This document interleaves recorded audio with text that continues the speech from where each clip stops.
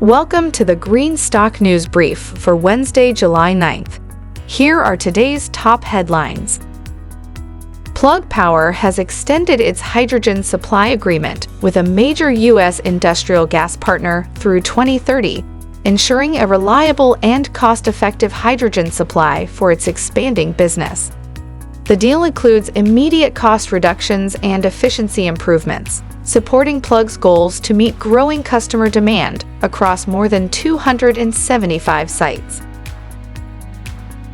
Redwire has signed a memorandum of understanding with Japanese startup SpaceData to expand international collaboration and innovation in space technology. The partnership will explore joint opportunities for international space station missions, NASA commercial projects, deep space exploration, and the integration of SpaceData's robotics capabilities into Redwire's digital ecosystem. NFI Group has received an order from Ottawa's OC Transpo for 124 battery electric buses, expanding the agency's electric fleet to 175 vehicles.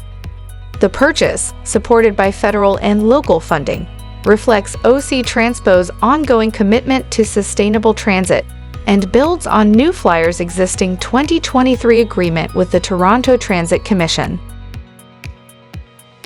Planet Labs has signed a new contract with FarmDar, granting the ag tech company expanded access to its PlanetScope satellite imagery and base maps to power AI-driven crop insights.